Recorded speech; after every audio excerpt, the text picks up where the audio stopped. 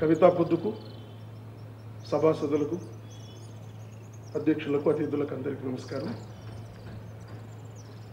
శీర్షిక పాఠాంతరం.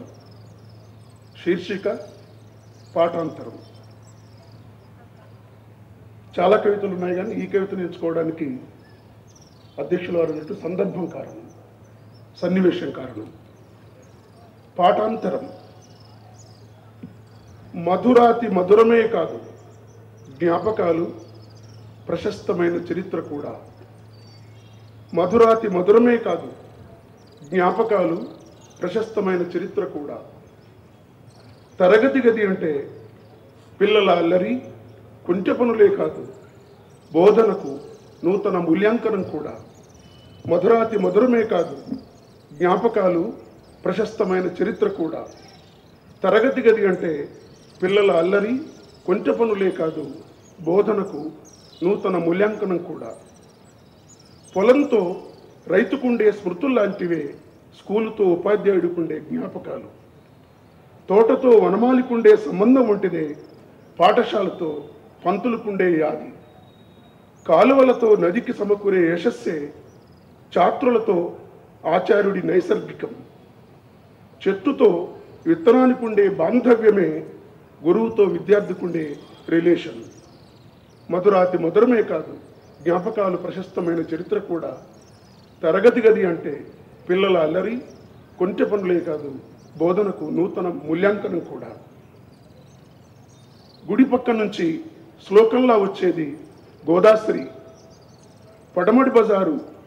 పడమటి పెద్ద బజారు దర్జావలే ప్రకాశించేవాడు జయంత్. ఉత్త మట్టిగోడల నిర్వికారపు పెచ్చుల నడిఊరును ప్రతిబింబించేవాడు భద్రయ్య. వెలివాడ తూర్పును వెంట తెచ్చుకున్న కోటేశు. తండా కుసుమ పరాగాన్ని తలపిస్తూ వాగు దాటుకుంటూ వచ్చిన సుఖ్య. అందరికీ ఒకే పాఠం. అయితే అది ఎవళ్లకు వాళ్లకు తలకో పాఠమని ఆన్సర్ పేపర్లు చూసినప్పుడు తెలిసింది.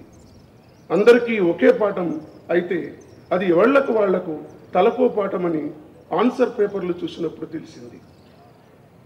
మహాత్మా ఎవరి బిరుదని ఓసారి ఒక ప్రశ్న వచ్చింది.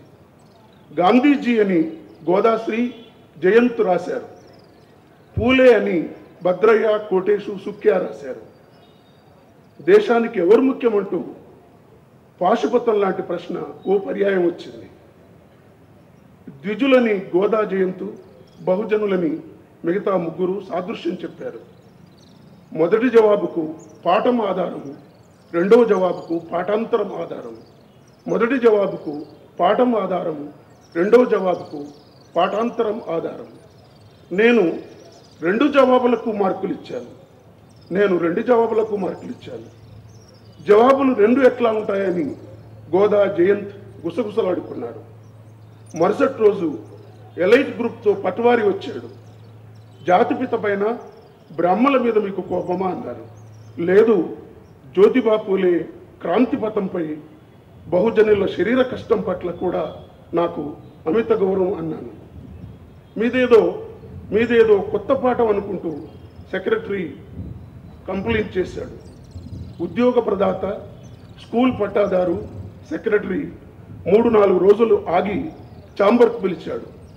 నిన్న మొన్న అంబేద్కర్ను చదివిన, మీరు అన్నట్టే ఆన్సర్లు రెండూ కరెక్టే కదా అన్నారు తమ హౌస్ ఆఫ్ లార్డ్స్కు సర్ది చెప్తూ. అవును సార్, ప్రశ్నలకు కొత్త సమాధానాలు ఉత్పన్నమవుతున్న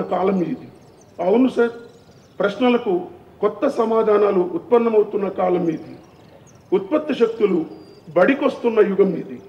ఇప్పుడు అడుగుభుజం చెప్పే ఆన్సర్లకు మార్కులు ఇవ్వాల్సిందే అన్నాను. ఆ జ్ఞాపకానికిప్పుడు సాహిత్యంలో అస్తిత్వవాదానికి లాగే 30 ఏండ్లు. మొగ్గలు పువ్వులైనట్లు, నారు వరి అయినట్లు భద్రయ్య, కోటేశు, సుఖ్య ముగ్గురిప్పుడు మూలవాసి ఉద్యమాలు. మొగ్గలు పువ్వులైనట్లు, నారు వరి అయినట్లు భద్రయ్య, కోటేశు, సుఖ్య ముగ్గురిప్పుడు మూలవాసి ఉద్యమాలు. నమస్కారం.